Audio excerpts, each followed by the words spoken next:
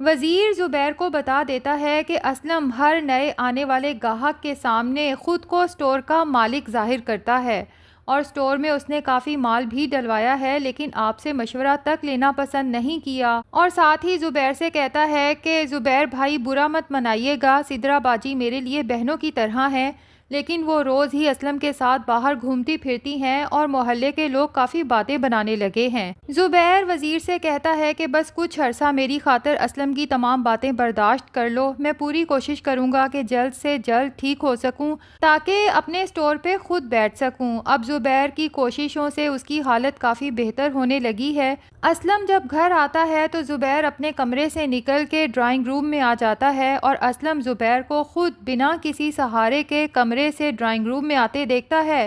تو دل میں کافی پریشان ہو جاتا ہے، لیکن اپنی پریشانی پر قابو پاتے ہوئے کہتا ہے کہ واہ زبیر، تم تو پہلے سے کافی بہتر نظر آ رہے ہو۔ تو اماں اسلم کو خوشی خوشی بتانے لگتی ہیں کہ مجھے لگتا ہے اب زبیر بہت جلد ٹھیک ہو جائے گا، کیونکہ اس کا علاج اب بہت ہی اچھے ڈاکٹر سے ہو رہا ہے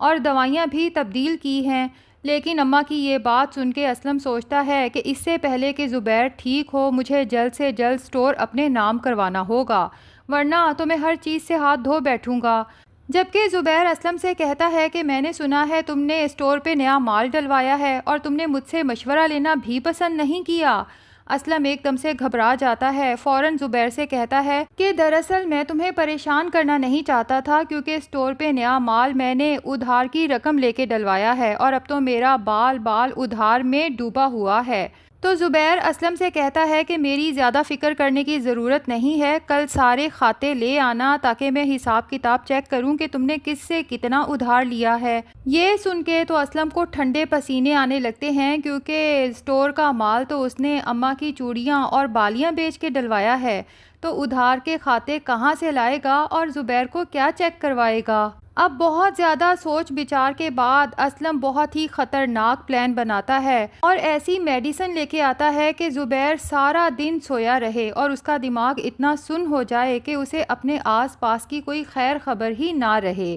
اور اپنے پلان میں سدرا کو شامل کرتا ہے، اسے میڈیسن دیتے ہوئے کہتا ہے کہ بس کسی طرح زبیر کی دوائیوں کے ساتھ ایک یہ گولی بھی دے دیا کرنا۔ لیکن سدرا پریشان ہوتی ہے کہ کہیں اس سے زبیر بھائی کی طبیعت خراب تو نہیں ہو جائے گی، آخر یہ گولی ہے کس چیز کی؟ تو اسلم سدرا کو تسلی دیتا ہے کہ فکر کیوں کرتی ہو، کیا تمہیں میرے اوپر اعتماد نہیں؟ میں بھلا زبیر کا برا چاہوں گا؟ یہ گولی صرف نیند کی ہے جس سے زبیر کے دماغ کو سکون رہے گا، دیکھو نا ہر وقت چک چک کرتا رہتا ہے اور تمہیں بھی کاموں پہ لگائے رکھتا ہے، اور اب تو اس نے مجھے بھی منع کر دیا ہے کہ یوں روز روز سدرا سے ملنے گھر مت آیا کرو، اور تمہارے باہر جانے پر بھی پابندی لگا دی ہے۔ تو یہ گولی زبیر کو دینا بہت ضروری ہے، کیونکہ میری جان، میں تو تمہیں ایک بھی دن نہ دیکھوں تو مجھے چین نہیں آتا۔ سدرا تو اسلم کی باتیں سن کے بہت خوش ہوتی ہے کہ اسلم مجھ سے کس قدر پیار کرتا ہے، اور زبیر کو وہ ٹیبلٹ ڈیلی کھلانے کے لیے راضی ہو جاتی ہے۔ دوسری طرف ستارہ جب دیکھتی ہے کہ چاچا چاچی کے گھر کے حالات تو بہت خراب ہیں، ٹھیک سے کھانے کو بھی کچھ نہیں ہے،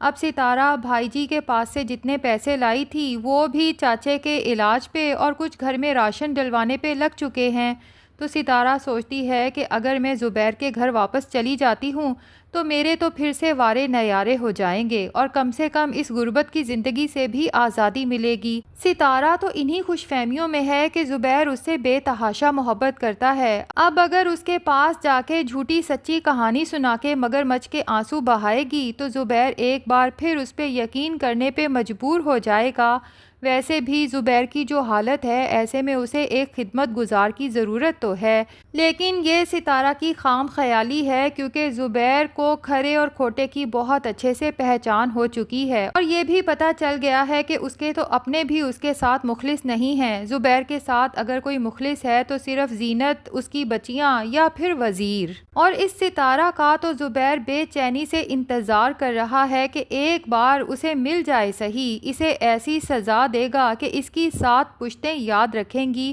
جبکہ ستارہ کے چچا اپنی بیوی سے کہتے ہیں کہ ستارہ اتنے عرصے سے غائب تھی، تم نے اس سے پوچھا نہیں کہ آخر وہ تھی کہاں؟ جس پہ چچی اپنے شوہر کو سمجھاتی ہیں کہ چھوڑیں برے، ہم نے یہ سب پوچھ کے کیا کرنا ہے، آپ صرف یہ دیکھیں کہ اس کے واپس آنے سے ہمیں کتنا فائدہ پہنچا ہے۔ چچا بھی اس بات کو تو مانتے ہیں کیونکہ وہ اتنے عرصے سے بیمار تھے لیکن ان کے پاس علاج کے بھی پیسے نہیں تھے۔ اب ستارہ آئی ہے تو ان کا علاج ممکن ہو سکا ہے۔ بہرحال اپنی بیوی سے پوچھتے ہیں کہ ویسے اب ستارہ کے ارادے کیا ہیں، جس پہ چچی کہتی ہے کہ یہ تو مجھے نہیں پتا، بس اس نے اتنا بتایا ہے کہ اس کے ارادے بہت اونچے ہیں۔ اب اگلے دن ستارہ زبیر سے ملنے کے لیے پورے اہتمام سے تیار ہوتی ہے۔ اس کی چچی دیکھتی ہیں تو پوچھ ہی لیتی ہیں کہ بڑے عرصے کے بعد میں نے تمہیں تمہارے پرانے روپ میں دیکھا ہے، خیریت تو ہے؟ جس پہ ستارہ بتا دیتی ہے کہ چچی بس ایک مقصد کے لیے جا رہی ہوں، دعا کیجیے گا کہ اس مقصد میں مجھے کامیابی ملے، اور اگر میں کامیاب ہو جاتی ہوں تو اس میں آپ کا بھی بہت بڑا فائدہ ہے۔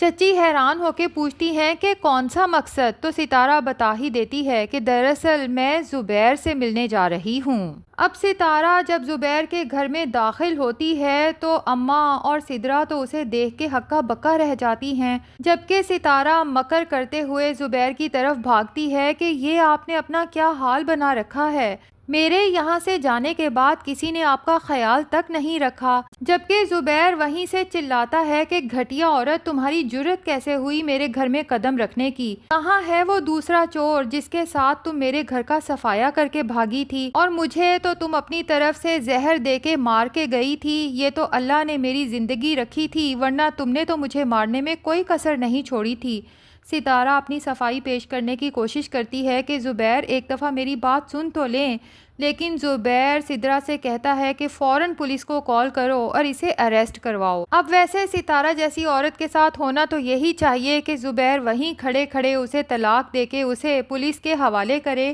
بہرحال دوسری طرف زینت کو بھی زبیر کی بہت یاد آتی ہے، خاص طور پہ جب اس نے اپنی بیٹیوں کو زبیر کو یاد کرتے ہوئے سنا ہے تو وہ سوچتی ہے کہ میں جتنی بھی کامیابی حاصل کر لوں اور اپنی بیٹیوں کو جتنی مرضی خوشیاں فراہم کر دوں، لیکن ان کی زندگی میں ایک باپ کی کمی کو کبھی پورا نہیں کر سکتی۔ تو زبیر کا، صبا اور ثنا کی زندگی میں ہونا بہت ضروری ہے۔ تو زینت نیلم سے یہ سب شیئر کرتی ہے اور کہتی ہے کہ میں نے زبیر سے ملنے کا فیصلہ کیا ہے، اور ویسے بھی شجاع نے زبیر کے بارے میں جو کچھ بتایا ہے اس سے تو یہی لگتا ہے کہ زبیر بھی اب مجھے بہت یاد کرتے ہیں اور مجھ سے اپنے کیے کی معافی مانگنا چاہتے ہیں، تو میں زبیر کی تمام غلطیوں کو معاف کر کے انہیں اپنی زندگی میں واپس شامل کرنا چاہتی ہوں۔ تو نیلم بھی زینت کو حوصلہ دیتی ہے کہ زینت آپی، آپ نے بہت اچھا فیصلہ کیا ہے۔ ادھر زبیر کی اماں کی طبیعت بہت زیادہ خراب ہو جاتی ہے کیونکہ گھر کا سارا کام اسی پہ آ پڑا ہے۔ سدرا تو اسلم کو بلوا لیتی ہے اور اماں کو حکم دے دیتی ہے کہ اماں اپنے داماد سے کھانے کا نہیں پوچھیں گی، چائے کا نہیں پوچھیں گی، اور وہ بیچاری بوڑھی عورت سارا دن کچن میں کھڑی سدرا اور اس کے شوہر کی خدمت میں لگی رہتی ہے۔ اب بھی سدرا اسلم کے ساتھ کہیں غائب ہوتی ہے، جبکہ زبیر دیکھتا ہے کہ اس کی اماں کی حالت بہت خراب ہے تو اماں کے پاس آتا ہے اور ان کے پاؤں دباتے ہوئے کہتا ہے کہ اماں، آپ کو یاد ہے کہ جب زینت اس گھر میں ہوتی تھی تو ہمیں کسی کام کی فکر نہیں ہوتی تھی، میرے کپڑے ہمیشہ دھلے، استری کیے، ہینگ کیے ملتے تھے، گھر ہمیشہ صاف ستھرا ہوتا تھا اور مزے مزے کے کھانے بنا کے ہمیں دیتی تھی، لیکن بدلے میں ہم نے اس کے ساتھ کیا کیا؟